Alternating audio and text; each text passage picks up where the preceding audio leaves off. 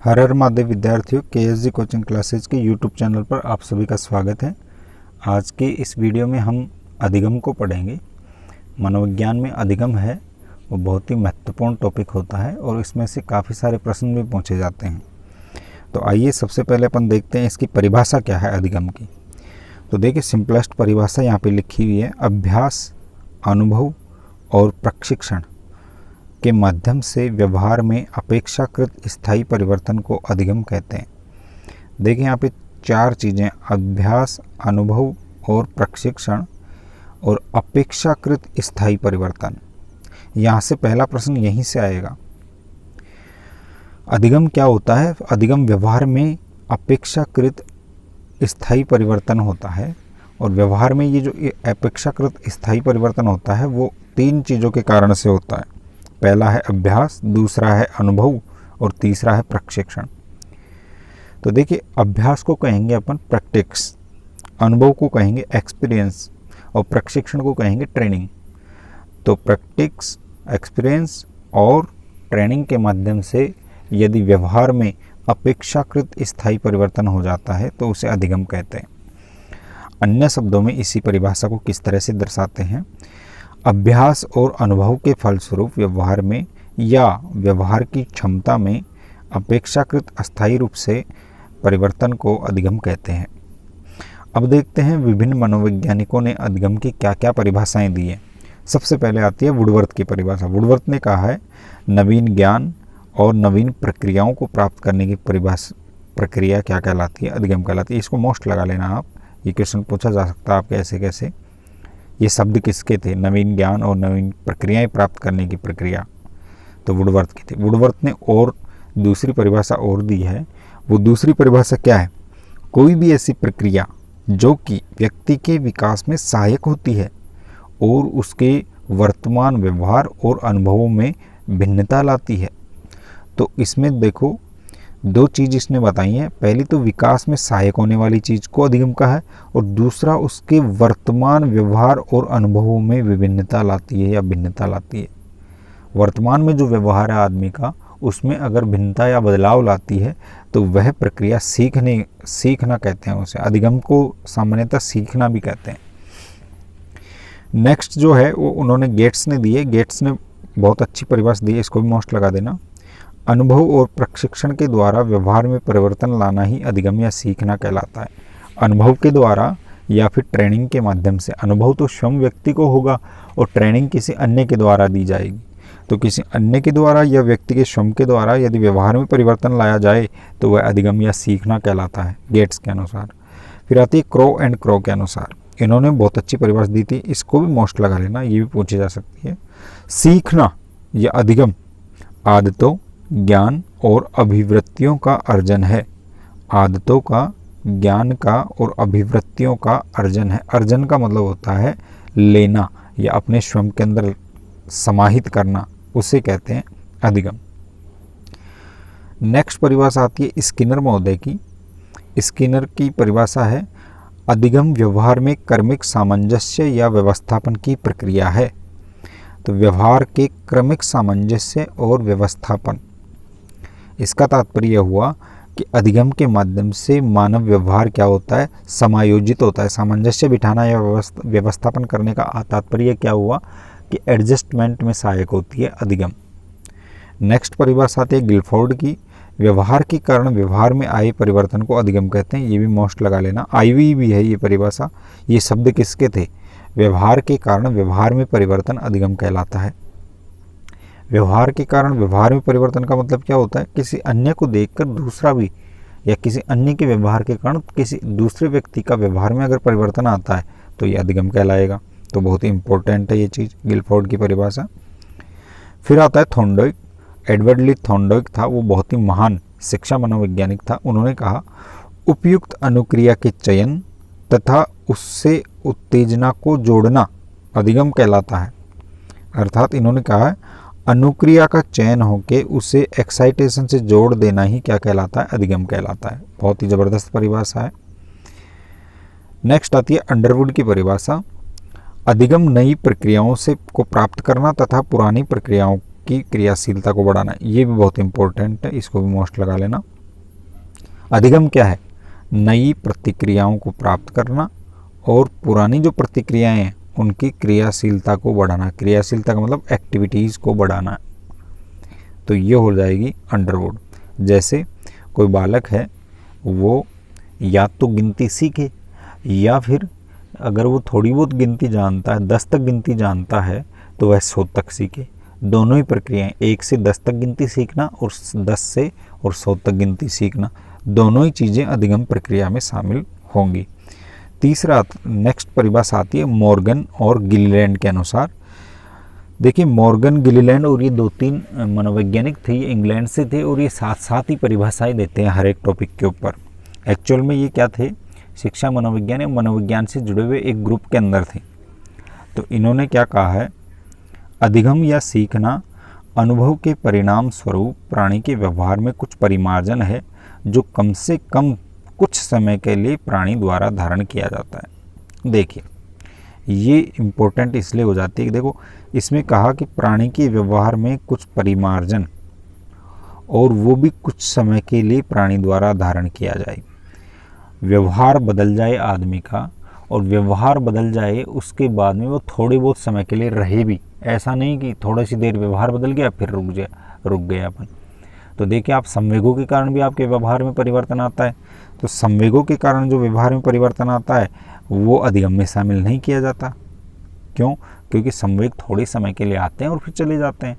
तो वो जो व्यवहार का परिवर्तन है वो ज़्यादा समय के लिए टिकाऊ नहीं है, लेकिन कुछ समय के लिए टिकाऊ होना चाहिए, ऐसा व्यवहार में परिवर्तन होगा, उसे हम अधिगम में शामिल करेंगे। नेक्स्ट परिभाषा दी है जी.डी. बोआज ने।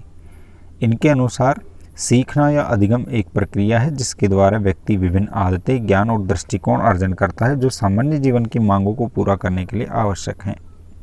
इन्होंने देखो अधिगम को क्या जोड़ा है।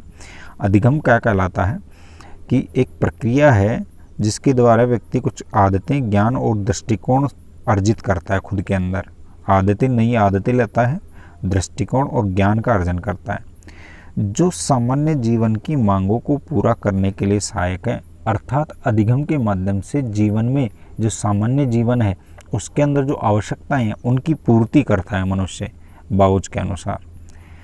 फिर नेक्स्ट परिभाषा आती है ब्लेयर, जॉनसन और सिम्पसन के अनुसार। इन्होंने कहा है व्यवहार में कोई परिवर्तन जो अनुभव का परिणाम है और जिसके परिणाम स्वरूप व्यक्ति आने वाली स्थितियों का भिन्न प्रकार से सामना करता है वह अधिगम कहलाता है। तो इन्होंने क्या कहा है कि ऐसा परिवर्तन जो कि पहले जो परिस्थितियां थी उनका भिन्न प्रकार से सामना करने के लिए व्यक्ति को सहायता करता है वह अधिगम में शामिल किया जाएगा। जैसे मान लीजिए कोई बालक है, वह पहले कुत्ते को देखकर डर रहा था, लेकिन बाद में थोड़े समय के बाद में वह कुत्ते को देखकर उसके पत्थर फेंक रहा है। तो पहले भी कुत्ता आता था और अब भी कुत्ता आ रहा है। तो दोनों स्थितियां सेम है, लेकिन प्राणी के व्यवहार में या व्यक्ति के व्यवहार में परिवर्तन हो गया और वो अपनी जो पुरानी टेंडेंसी है उसको बदल लिया। तो ये चीज़ जो कहलाएगी वो अधिगम में शामिल होगी। नेक्स्ट परिभाषा आती है सर्टेन, स्ट्रेंज और अन्य। 4-5 लोग थे। इन्होंने क्या कहा है? सीखना एक ऐसी प्रक्रिया है जिसके द्वारा अनुभूति या अभ्यास के फलस्वरूप व्यवहार में अपेक्षाकृत स्थायी परिवर्तन आता है।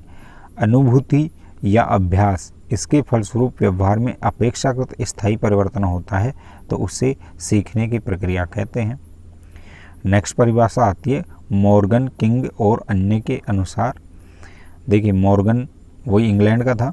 अभ्यास या अनुभूति के फलस्वरूप व्यवहार में होने वाले अपेक्षाकृत स्थायी परिवर्तन को सीखना कहा जाता है। सेम परिभाषा इन्होंने दी है। नेक्स्ट परिभाषा आती है सीखने को एनसीएफ के अंदर क्या डाला है। एनसीएफ बोलते हैं नेशनल करिकुलम फ्रेमवर्क, राष्ट्रीय पाठ्यचर्या परिचर्चा। राष्ट्रीय पाठ्यचर्या परिचर्चा। तो नेशनल करिकुलम फ्रेमवर्क जो है 2005, ये बहुत ही अच्छा एक दस्तावेज है शिक्षा जगत में, भारत के शिक्षा जगत में या शिक्षा प्रणाली के अंदर ये बहुत ही अच्छा दस्तावेज है। इसको आप ज़रूर रीड करिएगा, यहाँ से प्रश्न भी उठते हैं आपके एग्जाम्स के अंदर। तो एनसीएफ के अंदर अधिगम या सीखना क्या है? सार्थक अधिगम ठोस चीज़ों एवं मानसिक द्योतकों को प्रस्तुत करने, उनमें बदलाव लाने की उत्पादक प्रक्रिया है, न कि जानकारी इकट्ठा करके उसे रटना। इन्होंने एक बहुत अच्छी चीज़ कही है, कोई भी चीज़ें हैं उनको मानसिक रूप से किस प्रकार से प्रस्तुत किया जा रहा है व्यक्ति के अंदर। जैसे कोई बस है, कोई व्यक्ति है, उसको दिमाग के अंदर किस तरह से प्रस्तुत किया जाता है, किस तरह से उसकी व्याख्या की जाती है, वही अधिगम है, ना कि उसके बारे में इंफॉर्मेशन इकट्ठा करना। तो इंफॉर्मेशन इकट्ठा करना अर्थात पुस्तकों को पढ़ना अधिगम नहीं कहलाता है, बल्कि चीज़ों को समझना अधिगम कहलाता है। एनसीएफ की ये जो परिभाषा है ये रटने के बजाय समझने पर ध्यान देती है, समझना। नेक्स्ट है दूसरा जो पॉइंट आता है, देखिए अपन ने परिभाषा पढ़ ली और विभिन्न मनोवैज्ञानिकों ने अधिगम के बारे में क्या क्या कहा है, ये चीज़ भी पढ़ ली।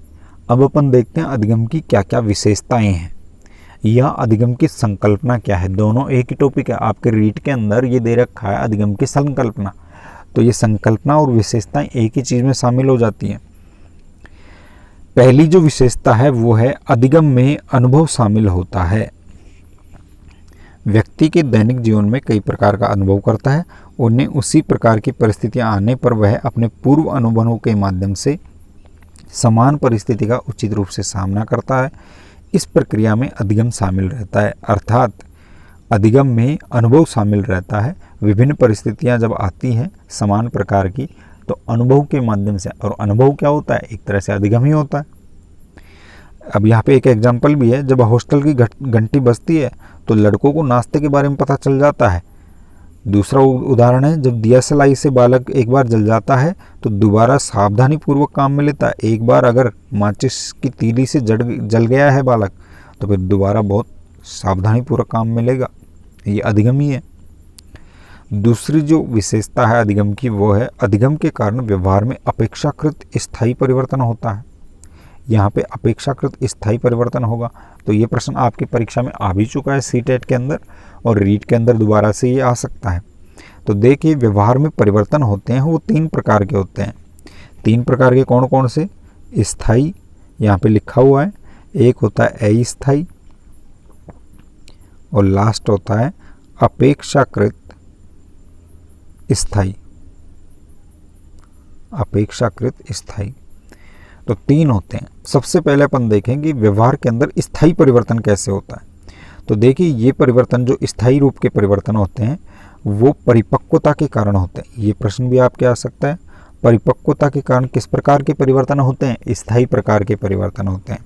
जैसे कि बालक के शारीरिक परिवर्तन, जैसे बालक पहले रेंगता है, घुटनों के बल चलता है और फिर चलना सीख जाता है, तो ये परिवर्तन हो रहे हैं, ये शारीरिक परिवर्तन है। और किशोरों में होने वाले परिवर्तन जैसे आवाज़ का भारी हो जाना, शरीर पर बालों का आ जाना, दाढ़ी मूंछों का उग जाना, ये सारे के सारे परिवर्तन होते हैं, शारीरिक होते हैं और ये परिपक्वता के कारण होते हैं। ये परिवर्तन ऐसे होते हैं जो स्थायी होते हैं, ये अधिगम में शामिल नहीं किए जाते हैं।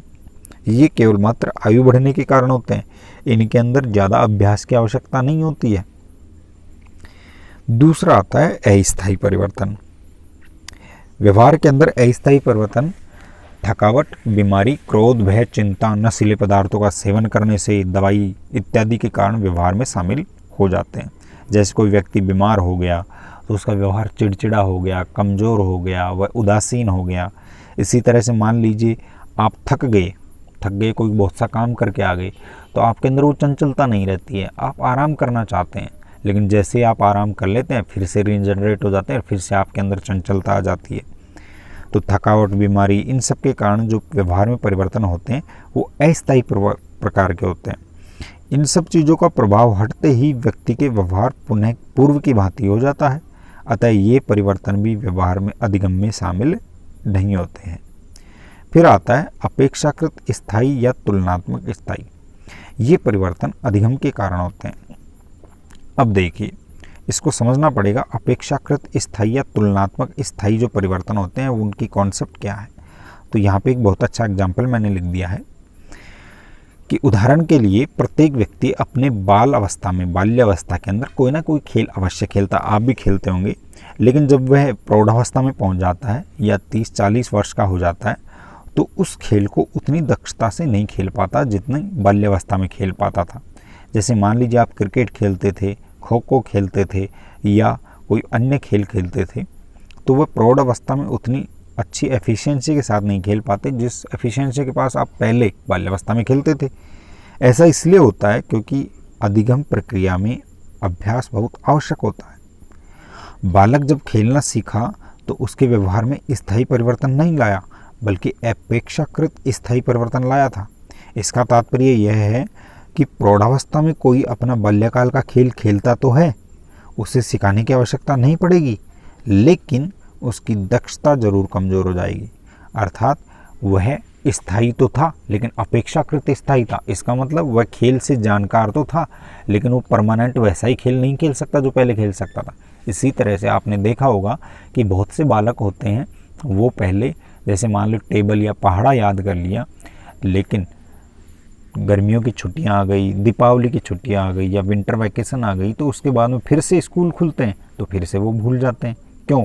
क्योंकि अधिगम था और अधिगम अपेक्षाकृत स्थायी होता है, न कि परमानेंट। इसी प्रकार अधिकतर किशोर अवस्था में शेर व शायरी करते हैं, लेकिन बाद में वे इन्हीं शेर व शायरियों को भूल जाते हैं। किशोर अवस्था में लगभग क्या होता है, अधिकतर जो बच्चे होते हैं, अधिकतर किशोर किशोरियाँ होती हैं, वो गाने या शेर व शायरियाँ गुनगुनाते हैं या बोलते हैं या लिखते हैं, लेकिन बाद में वो नहीं करते हैं। तो उनमें से बहुत से कम होते हैं जो उनको याद रख पाते हैं, और वो भी इसलिए याद रख पाते हैं क्योंकि वो शिक्षा जगत से जुड़े रहते हैं या शेर व शायरी का जो काम है, कविता पाठ है, वो करते रहते हैं, वो तो याद रखते हैं, बाकी सभी नहीं होते हैं। तो ये भी क्या है, अधिगम का ही एक उदाहरण है। तो मुझे लगता है ये चीज़ आपकी क्लियर हो गई होगी कि अधिगम में अपेक्षाकृत स्थायी परिवर्तन होते हैं। तीसरी जो अधिगम की विशेषता आती है वो आती है अधिगम में मनोवैज्ञानिक घटनाओं का क्रम निहित होता है। शारीरिक घटनाएं नहीं होती हैं, मनोवैज्ञानिक घटनाएं होती हैं, उनका एक क्रम निहित होता है। देखिए अब यहाँ पे उदाहरण है, इसको कैसे समझा जाता है। यदि किसी बालक के भाषा विकास को देखा जाए तो वह निश्चित क्रम से चलता है, जैसे बलबलाना, एक अक्षर का शब्द बोलना, 2 अक्षर वाले शब्द बोलना, 2 से अधिक अक्षर वाले शब्द बोलना, वाक्य बोलना। तो ये जो भाषा विकास है ये एक मनोवैज्ञानिक ढंग है। अगर आप एक अक्षर का शब्द नहीं बोलते हैं तो बालक 2 अक्षरों वाला शब्द नहीं बोल सकता है। तो ये साइकोलॉजिकल एक प्रोसेस है, इस प्रोसेस से गुजरना पड़ेगा बालक को, तब जाके वो चीज़ होती है।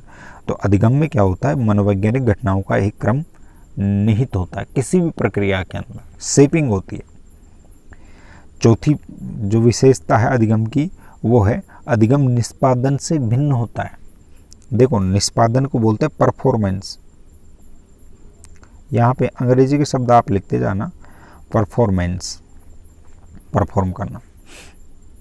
तो परफॉर्म करना अलग चीज़ होती है और अधिगम प्रक्रिया अलग चीज़ होती है। कुछ लोग परफॉर्मेंस को ही अधिगम समझ जाते हैं, लेकिन याद रखिएगा परफॉर्मेंस अधिगम हुआ है या नहीं हुआ है इसकी सूचना जरूर देता है। तो देखिए अब यहाँ पे क्या है, यदि कोई अध्यापक अपने छात्र को कविता सुनाने के लिए, कविता याद करने के लिए कहता है और दूसरे दिन यदि बालक छात्र कविता सुना देता है तो यह बालक का निष्पादन कहलाएगा। निष्पादन के माध्यम से अधिगम का पता लगाया जाता है। निष्पादन व्यक्ति की बाहरी क्रिया होती है, अधिगम अनुमानित प्रक्रिया होती है। निष्पादन होती है उसको देखा जाता है और वह एक बाहरी प्रक्रिया होती है।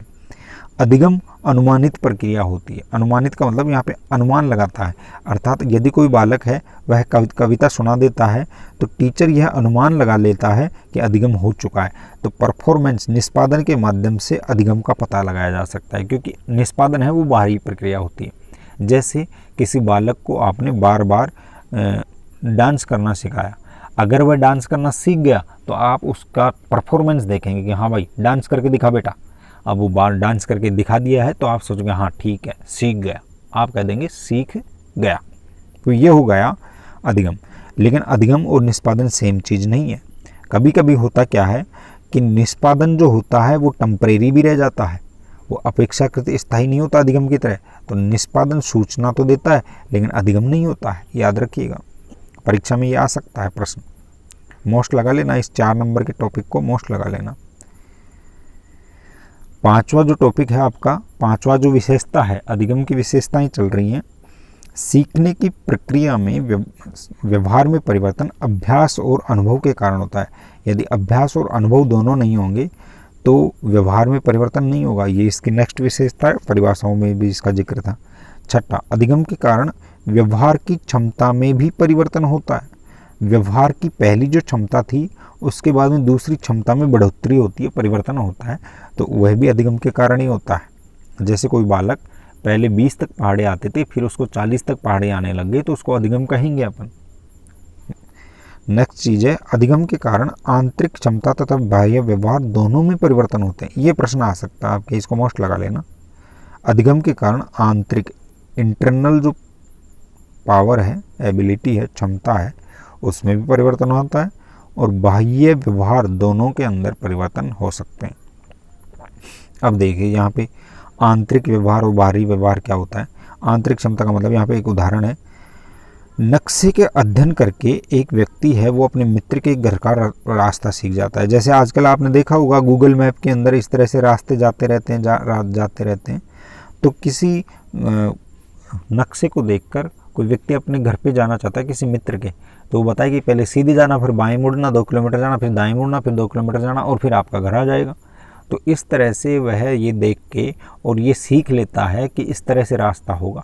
हालांकि वह गया नहीं है, लेकिन वह आंतरिक रूप से इस चीज़ को समझ गया। तो इस, यद्यपि वह वास्तव में नहीं जाए, लेकिन ये अधिगम ही कहा जाएगा, सीखना ही कहा जाएगा। नेक्स्ट जो विशेषता आती है वो आती है अधिगम नवीन अनुभव होता है। अधिगम प्रक्रिया में नवीन अनुभव का समायोजन और पुनर्गठन चलता रहता है।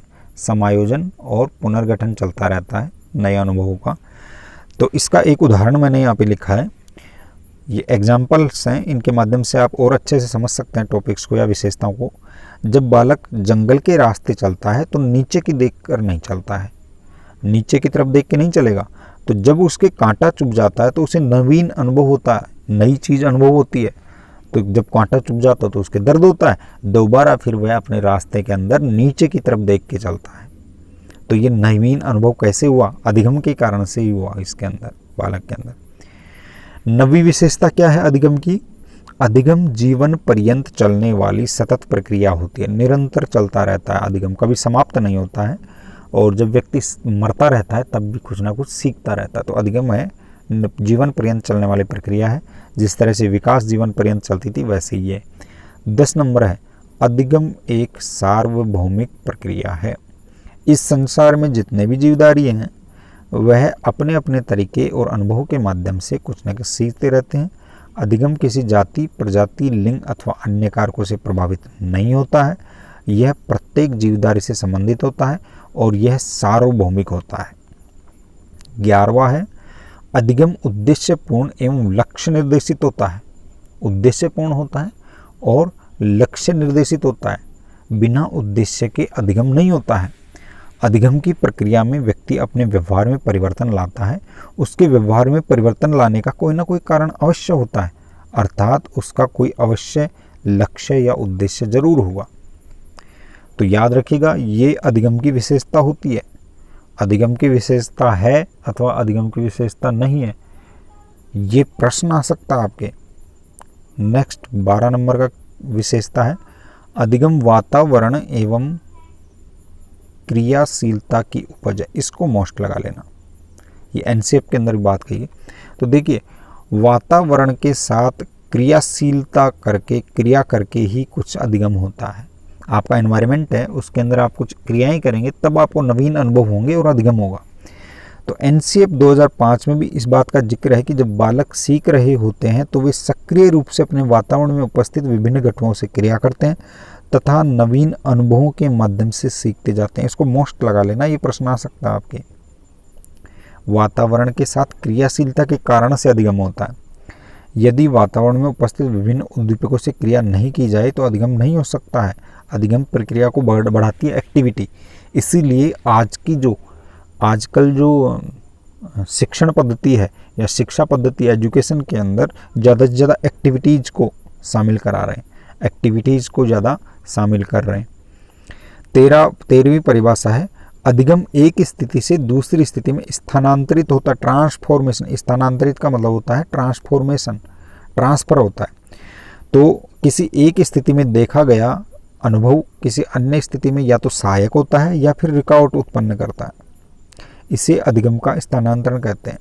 अधिगम स्थानांतरण किसे कहते हैं कि एक स्थिति का अनुभव किसी दूसरी स्थिति में या तो सहायक होगा या फिर रुकावट पैदा करेगा, तो या तो बढ़ाएगा या घटाएगा अनुभव, तो इसे अधिगम का स्थानांतरण कहते हैं। अर्थात एक जगह का अधिगम दूसरी जगह के अधिगम में किस तरह से क्या करता है।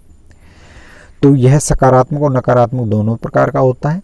आगे इसे डिटेल में पढ़ेंगे, जिसमें शून्य अधिगम, शून्य स्थानांतरण, ये सारे आएंगे, जिसमें कर्व भी अपन पढ़ेंगे कि किस तरह से कर्व बनते हैं।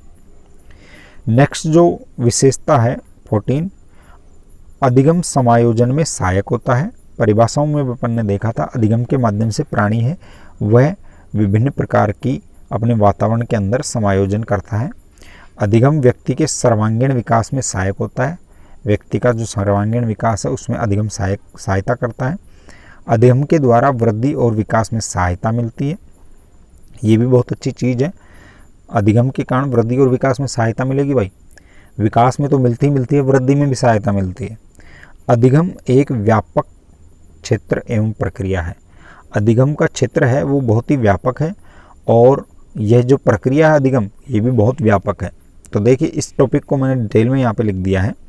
अधिगम को बौद्धिक एवं गामक क्षमताओं, बौद्धिक का मतलब मेंटल, गामक का मतलब फिजिकल, तो अधिगम को बौद्धिक एवं गामक क्षमताओं को के विकास करने के लिए आवश्यक गतिविधियों तक सीमित नहीं रखना चाहिए। केवल फिजिकल और मेंटल ही नहीं है, साथ ही इसे पठन पाठन तक ही सीमित नहीं करना चाहिए, बल्कि अधिगम का क्षेत्र एवं प्रक्रिया बहुत बड़ी है, व्यापक है। जब हम अधिगम की सार्वभौमिकता की बात करते हैं तो यह बात स्पष्ट है कि यह अपने पूर्व निर्धारित क्षेत्रों के साथ साथ व्यक्ति के अनंत संभावनाओं से जुड़ी हुई है। व्यक्ति की जितनी भी संभावनाएं हैं वे सारी की सारी अधिगम में शामिल किए जाएंगे। केवल पढ़ना लिखना या बौद्धिक या आध्यात्मिक या फिर शारीरिक ये चीज़ें अधिगम में शामिल नहीं है। सब कुछ चीज़ें जो भी व्यक्ति के अंदर नई चीज़ें आ सकती हैं वो सब की सब अधिगम में शामिल की जाएंगी। अर्थात आज से पहले की जो चीज़ें थी और फ्यूचर के अंदर जो चीज़ें आएंगी सभी अधिगम में शामिल रहेंगी। तो ये बहुत ही व्यापक क्षेत्र है अधिगम। अधिगम एक अनुसंधान होता है। 18वें नंबर की विशेषता है अधिगम की। अधिगम एक अनुसंधान होता है। अधिगम की प्रक्रिया में अधिगमकर्ता किसे कहते हैं? जो अधिगम कर रहा होता है, जिसके अंदर अधिगम करना होता है, जिसको सिखाना होता है। अधिगम प्रक्रिया में अधिगमकर्ता एक अनुसंधानकर्ता की भांति कार्य करता है। वह सोच समझकर तथ्यात्मक रूप से निष्कर्ष निकालता है और उसे आत्मसात करता है, अपने अंदर बिठाता है। संप्रत्यय विकास करने के कारण वह अनुसंधानकर्ता की भांति परिलक्षित होता है। इसका मतलब ये हुआ कि अधिगम के दौरान अधिगमकर्ता अनुसंधानकर्ता होता है और अधिगम की जो प्रक्रिया होती है वह एक तरह से रिसर्च होता है। अधिगम सृजनात्मक होता है। 19वें नंबर की जो वो है विशेषता है वो है अधिगम सृजनात्मक होता है। अधिगम की प्रक्रिया में अधिगमकर्ता का उद्देश्य कुछ प्राप्त करना होता है और यह प्राप्त करना उसे नवीन अनुभव देता है।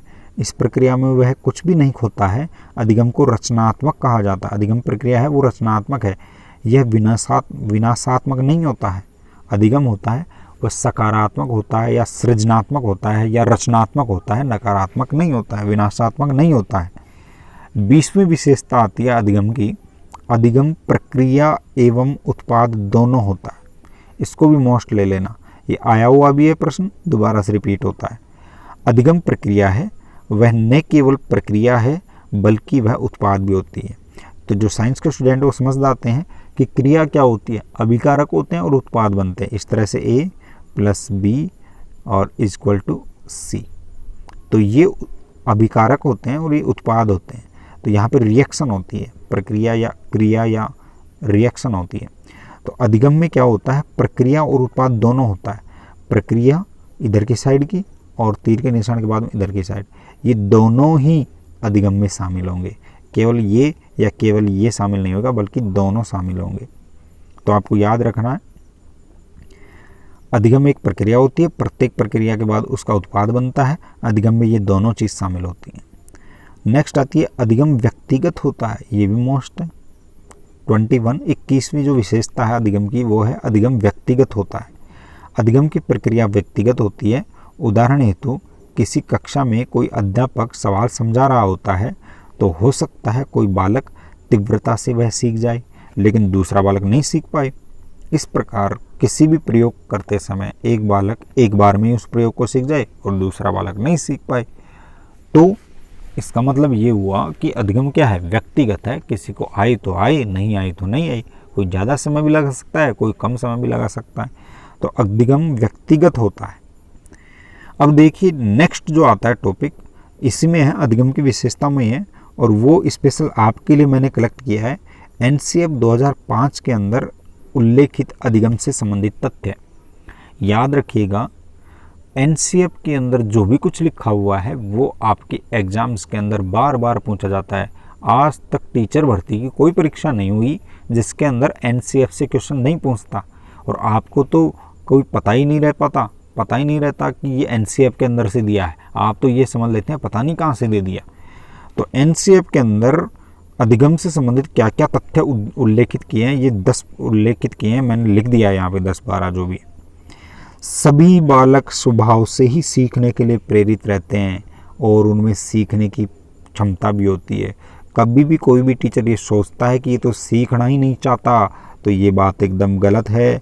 और बिल्कुल सही बात क्या है कि प्रत्येक व्यक्ति, प्रत्येक बालक है उसका स्वभाव ही सीखना है और वो सीखने के लिए प्रेरित रहता है हमेशा कि मैं सीख जाऊं कोई नई चीज़। दूसरी जो तथ्य है एनसीएफ के अंदर वो क्या है, अर्थ निकालना, अमूर्त सोच की क्षमता विकसित करना, विवेचना, यह कार्य अधिगम प्रक्रिया के सर्वाधिक महत्वपूर्ण पहलू होते हैं।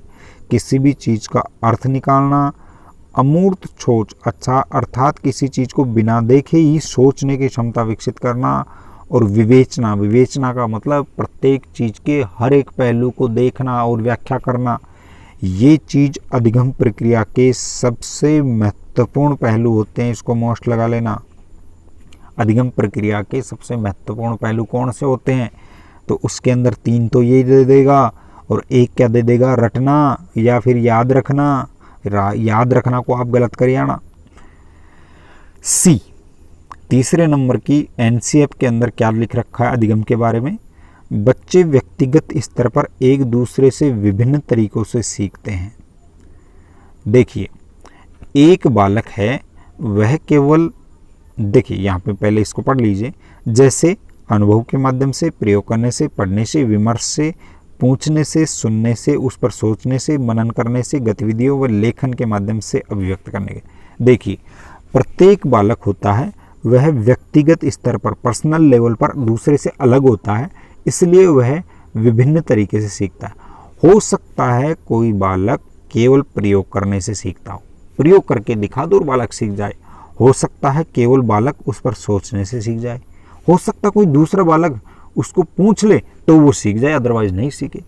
तो प्रत्येक बालक होता है वो सीखने के स्तर पर दूसरे से बिल्कुल भिन्न होता है और वह अपने खुद के पर्सनल लेवल से सीखता है। इसका मतलब क्या हुआ कि एक कक्षा के सभी बच्चों के लिए टीचर के पास कोई ना कोई योजना होनी चाहिए। टीचर के पास प्रत्येक बच्चे के लिए कोई ना कोई योजना होनी चाहिए, क्योंकि बच्चे विभिन्न प्रकार के होते हैं। कोई बच्चों को इंटरेस्ट होता है सुन के सीख लिया, कोई बच्चा पढ़ के सीख लिया, कोई विचार करके, कोई बातचीत करके सीख लिया। तो सीखने के लिए अलग अलग मेथोडोलॉजी अपनानी चाहिए टीचर को। केवल और केवल एक विधि से सभी बच्चों को नहीं आंकना चाहिए। चौथी, अधिगम की क्या विशेषता दी है, क्या तथ्य दिया है एनसीएफ ने। यहाँ पे जो चल रहे हैं वो एनसीएफ के तथ्य चल रहे हैं, नेशनल करिकुलम फ्रेमवर्क। बच्चे मानसिक रूप से तैयार हो उससे पहले ही उसे पढ़ा देना बाद की अवस्थाओं में उसमें सीखने की प्रवृत्ति को प्रभावित करता है। बहुत ज़बरदस्त चीज़। यदि बालक तैयार नहीं है तो उनको पढ़ा देंगे तो कुछ भी नहीं है, ये गलत है एकदम। उन्हें बहुत से तथ्य याद तो रह सकते हैं लेकिन संभव है वह उन्हें समझ न सके और आसपास की दुनिया से जोड़ नहीं सकेगा तो अधिगम टेम्परेरी होगा, अपेक्षाकृत स्थायी न होके अस्थायी प्रकार का हो जाएगा और वो अधिगम नहीं कहलाता है। तो बच्चों को मानसिक रूप से तैयार होने पर ही पढ़ाना चाहिए। बिना मानसिक रूप से तैयार किए हुए बच्चों को पढ़ाने से अधिगम प्रक्रिया नीरस होती है, फालतू की होती है, कोई मतलब नहीं है। जैसे थॉर्नडाइक के सिद्धांत में भी आपको पढ़ाएंगे कि किसी घोड़े को आप नदी के पास तो ले जा सकते हैं, लेकिन उसको पानी पीने के लिए बाध्य नहीं कर सकते। पिएगा तो तभी जब उसको प्यास लगेगी। तो इसी चीज़ को बदल के और एनसीएफ के अंदर दे दिया। फिर पांचवी चीज़ सीखने के बारे में, अधिगम के बारे में पांचवी चीज़ क्या लिखी है एनसीएफ ने? स्कूल के भीतर व बाहर दोनों जगह पर सीखने की प्रक्रिया चलती रहती है। इन दोनों जगहों का यदि संबंध रहे तो अधिगम प्रक्रिया या सीखने की प्रक्रिया शुरू हो सकती है। याद रखिएगा। तो ये चीज़ भी बहुत महत्वपूर्ण है। देखिए, दोनों जगह पे बच्चा सीखता जाता है। तो ये दोनों जगह, स्कूल के भीतर और बाहर का मतलब उसके घर पे, पड़ोस के अंदर या समाज के अंदर जहाँ पे बालक रहता है, दोनों के अंदर सीखता रहता है वो। तो दोनों जगहों के अंदर संबंध रहना आवश्यक है। ऐसा नहीं है कि भाई गुरुकुल के अंदर भेज दिया, हॉस्टल के अंदर भेज दिया बालक को तो वह सीख नहीं पाएगा। हॉस्टल के अंदर भी भेजो तो ध्यान रखिए उसको बाहरी दुनिया से कनेक्टेड रखो और दोनों दुनियाओं के अंदर क्या रहना चाहिए, संबंध रहना चाहिए, तभी अधिगम सही होगा। आप देखते भी हैं कि टीचर होते हैं वो होमवर्क दे देते हैं तो होमवर्क घर पे जाके करना होता है। अगर माता पिता उसके अंदर सहयोग करते हैं होमवर्क के अंदर तो अधिगम प्रक्रिया बहुत अच्छी होती है। नेक्स्ट आती है एफ, कला और कार्य समग्र सीखने का अवसर प्रदान करते हैं, जैसे सौंदर्य बोध। इसको मोस्ट लगा लेना भाई। काम करना और कला, इन दोनों के कारण से सीखने का अवसर बहुत अच्छा मिलता है बालकों के अंदर। जैसे कोई बच्चा होता है, उसके अंदर यदि इमोशनल ग्रोथ आपको लानी है, अर्थात भावनात्मक विकास बालक का करना है या संवेगात्मक विकास करना है, तो सौंदर्य बोध दिखाइए। जैसे बालों को बनाना, अच्छे से कपड़े पहनना, धुले हुए कपड़े पहनना, प्रेस करना, नए कपड़े पहनना, ये सौंदर्य बोध के अंदर आ गए। तो सौंदर्य बोध है वो भावनात्मक विकास के लिए आवश्यक है। तो भावनात्मक अधिगम होगा वो इस तरह से होगा। तो कला के माध्यम से और कार्य करने के माध्यम से सीखने के अवसर होते हैं। इसलिए एनसीएफ ये बल देता है कि ज़्यादा से ज़्यादा सांस्कृतिक कार्यक्रम हो या फिर सौंदर्य बोध या फिर कला के माध्यम से, चित्रकला या फिर जो भी है, कला के माध्यम से सीखना होना चाहिए। जी, नेक्स्ट जो आती है वह आती है जी, अर्थात 7वें नंबर की आपकी क्या विशेषता है? स्कूल एवं बाहर के वातावरण, जिसे सामाजिक वातावरण कहते हैं, दोनों परस्पर जुड़े रहने से विशेषकर नैतिक मूल्यों इत्यादि में शिक्षा बहुत आसानी से दी जा सकती है। देखिए, स्कूल एवं बाहर का वातावरण या समाज दोनों जुड़े हुए रहने चाहिए। अगर ये है तो बालकों के अंदर नैतिक मूल्यों की शिक्षा बहुत आसानी से दी जा सकती है। नैतिक अधिगम तीव्रता से होता है। तो आप जैसे अल्बर्ट बांडुरा का सामाजिक विकास का सिद्धांत या सामाजिक अधिगम का सिद्धांत आप पढ़ेंगे तो सामाजिक वातावरण स्कूल से जुड़ा हुआ रहना चाहिए, यही कहता है। नेक्स्ट आती है 8वें नंबर की आती है एच, अधिगम की एक उचित गति होनी चाहिए ताकि विद्यार्थी अवधारणाओं को रटकर और परीक्षा के बाद सीखे हुए को भूल न जाए, बल्कि उसे समझ सके और आत्मसात कर सके।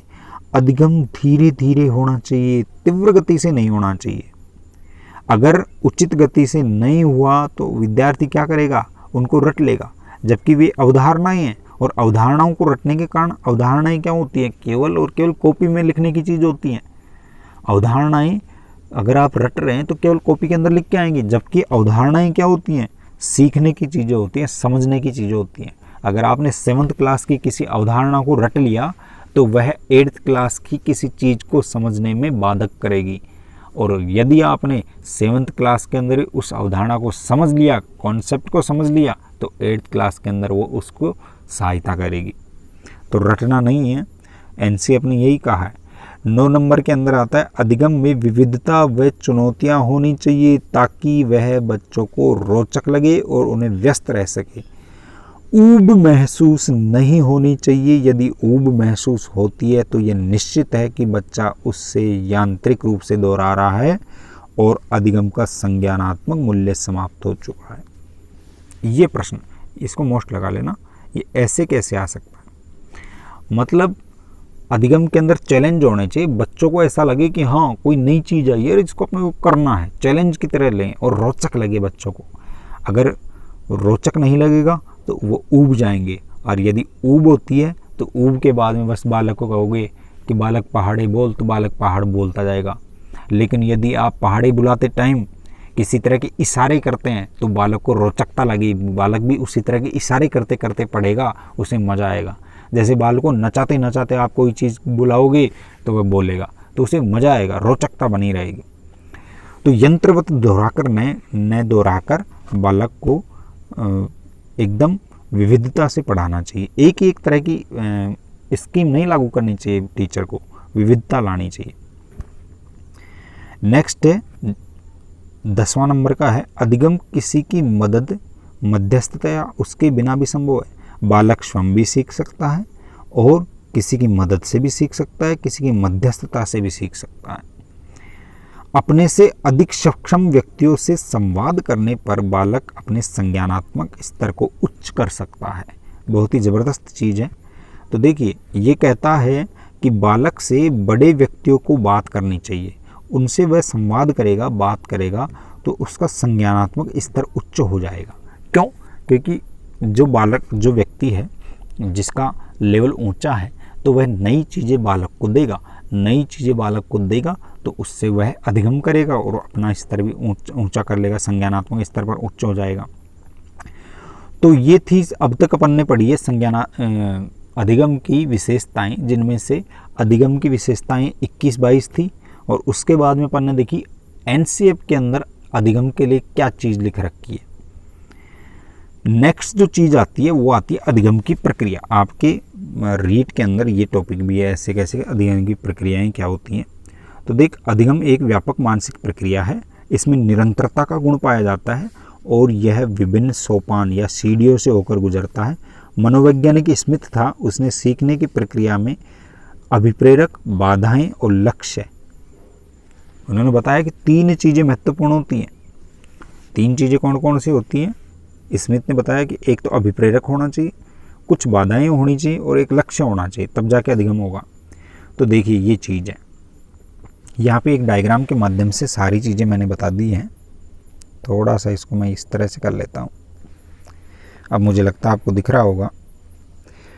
तो देखिए, एक तो अभिप्रेरक होना चाहिए, ये दोनों चीज़ें हैं, ये बाधाएं हैं और ये है आपका लक्ष्य। तो अभिप्रेरक क्या होती है? एक पावर होती है। ये पावर क्या करती है? इस लक्ष्य की तरफ खींच के ले जाती है। लेकिन चूंकि लक्ष्य की तरफ जाने का रास्ता पता नहीं रहता, तो शुरुआत में अपन इधर से जाएंगे, इधर से जाएंगे, इधर से जाएंगे, इधर से जाएंगे, लेकिन ये बाधाएं हैं, इन बाधाओं से टकरा कर वापस आ जाएंगे। कोई ना कोई अनुक्रिया ऐसी होगी जिसके माध्यम से अपन लक्ष्य को प्राप्त कर लेंगे। लक्ष्य को प्राप्त कर लेंगे कैसे? बाधाओं को पार करके, तो अपने को अधिगम हो जाएगा। अधिगम के बाद में आपको अनुभव शामिल हो जाएगा आपके पास में। ये बाई प्रोडक्ट निकलता है। अनुभव क्या होता है? बाई प्रोडक्ट होता है।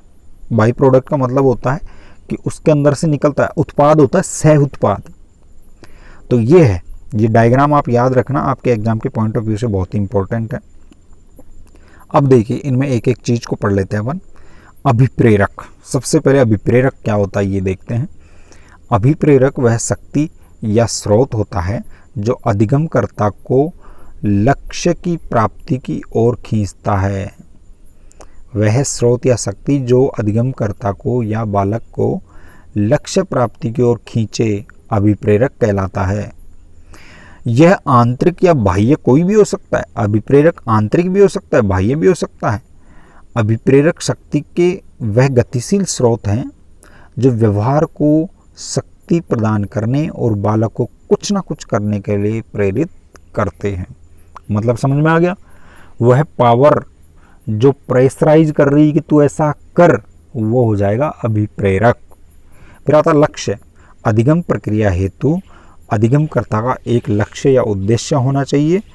वस्तुतः लक्ष्य भी अभिप्रेरक को शक्ति प्रदान करता है। लक्ष्य ही अभिप्रेरक को शक्ति प्रदान करता है। लक्ष्य जितना अधिक आकर्षक होगा, अभिप्रेरणा या मोटिवेशन भी उतनी ही तीव्र गति से होगा। मोटिवेशन या अभिप्रेरक तेज होगा। जैसे आपका अगर कोई अच्छी मिठाई बन रही है आपके घर के अंदर, या कोई अच्छी चीज़ बन रही है, तो उसकी सुगंध आपके नाकों में चलेगी, तो आपको उस चीज़ को प्राप्त करने की तीव्र ऊर्जा होगी, मैं रसोई में जाकर उसको खा लूँ। तो लक्ष्य भी अभिप्रेरक को शक्ति प्रदान करता है। तो देखिए यहाँ पर ये जो एग्जाम्पल है इसमें मैं बता दूं, जैसे यहाँ पर भूख होगी वो हो जाएगी आपका अभिप्रेरक, और भोजन हो जाएगी या खाना जो हो जाएगा वो हो जाएगा आपका क्या, लक्ष्य। खाना स्वादिष्ट होगा तो वह इस चीज़ की पावर को बढ़ा देगा। मुझे लगता है आपको समझ में आ गई होगी। फिर आती है बाधाएं। अधिगमकर्ता के लक्ष्य प्राप्ति में बाधा या रुकावट पाई जाती है। रुकावट अधिगम प्रक्रिया का बहुत महत्वपूर्ण स्थान होता है और यह अधिगम की आवश्यकता भी होती है। याद रखिएगा, बाधा के बिना अधिगम नहीं हो सकता है। बाधा अधिगम में होनी चाहिए। यदि बाधा नहीं होगी तो अधिगम भी नहीं होगा।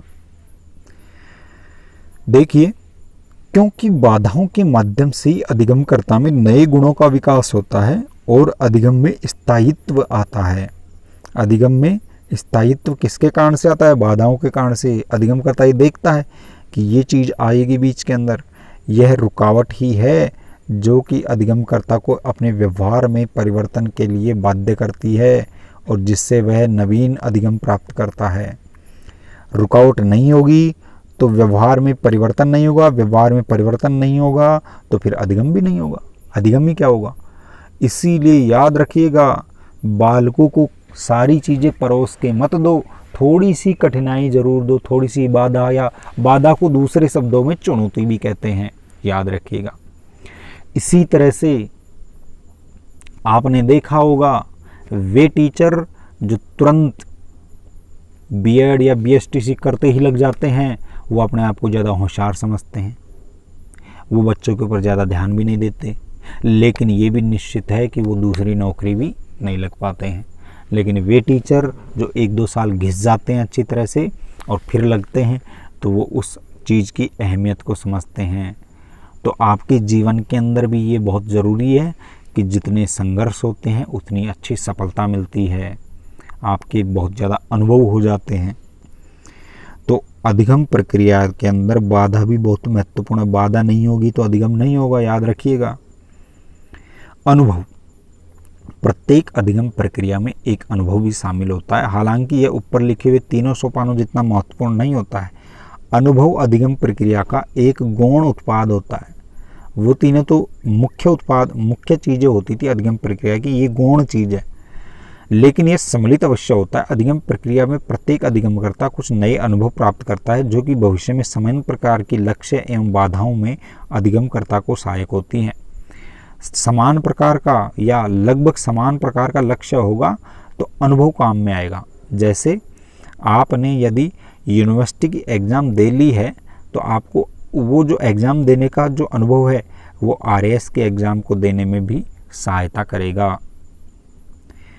स्मिथ के अधिगम की प्रक्रिया को निम्न उदाहरण द्वारा समझा जा सकता है।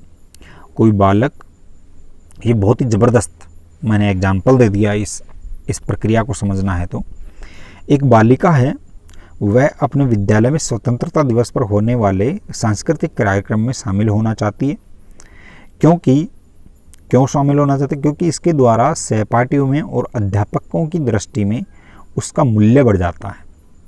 वह ऐसा सोचती है कि मैं ऐसा करूंगी तो वो लोग ऐसे समझेंगे कि हाँ मेरे को कुछ आता है, तथा उसे भी अपनी रुचि के मुताबिक, अपनी जो रुचि है उसके मुताबिक कार्य करने का मौका, प्रतिभा दिखाने का मौका मिलता है। अतः वह पूरी तरह से अभिप्रेरित रहती है, उसके अंदर आंतरिक रूप से ही अभिप्रेरणा उत्पन्न हो जाती है और इसे अपना लक्ष्य बना लेती है। लक्ष्य क्या है? शामिल होना, सांस्कृतिक कार्यक्रम में शामिल होना जो 15 अगस्त पर होने वाला है। लेकिन जब वह नृत्य करती है, डांस करती है तो कुछ स्टेप्स भूल जाती है। जब वह गाती है तो लय ताल भी ठीक नहीं रह पाती और उसके लक्ष्य प्राप्ति में कठिनाई आ जाती है। तो बाधाएं उत्पन्न हो गई यहाँ पे। लक्ष्य तो देख लिया, लक्ष्य अभिप्रेरणा भी हो गई, लक्ष्य भी हो गया, लेकिन यहाँ पे बाधाएं आ गई। लेकिन वह अपने नृत्य के स्तर को सुधारने के लिए पूरी तरह से जुट जाती है और दिन रात अभ्यास करती रहती है। टीवी इत्यादि में देखकर बार बार ट्रेनिंग और अभ्यास के द्वारा अपने नृत्य में निरंतर सुधार करती रहती है और नृत्य में शामिल होने के लिए अपने लक्ष्य को प्राप्त कर लेती है। वह जाके और जुट जाती है कि मेरे को डांस में शामिल करना है, तो वह टीवी में उस डांस को देख देख के या फिर अपने कमरे के अंदर डांस कर कर के सीख जाती है और परफेक्शन ट्रेनिंग और अभ्यास के द्वारा सुधार लाते लाते अधिगम हो जाता है और वह अपने लक्ष्य को प्राप्त कर लेती है। इस उदाहरण में हमने देखा कि अधिगम की प्रक्रिया में लक्ष्य, बाधाएं और अभिप्रेरक सभी उपस्थित रहते हैं और साथ ही साथ कुछ नया अनुभव भी शामिल होता है। तो आज की कक्षा के अंदर अपन लोगों ने क्या पढ़ा? अधिगम की परिभाषा, कुछ मनोवैज्ञानिकों के द्वारा दी गई परिभाषा, उसके बाद में अधिगम की विशेषताएं, उसके बाद में एनसीएफ के अंदर अधिगम के बारे में कही हुई चीज़ें और उसके बाद में अधिगम की प्रक्रिया। तो ये सारी चीज़ें अपन लोगों ने आज की क्लास में पढ़ ली हैं। तो नेक्स्ट क्लास के अंदर अधिगम को आगे पढ़ाएंगे। तब तक के लिए इस वीडियो को आप ज़्यादा से ज़्यादा अपने दोस्तों के साथ शेयर कीजिए, लाइक कीजिए और ये PDF जो है वो आपको जल्दी टेलीग्राम चैनल पर मिल जाएगी। हर हर महादेव।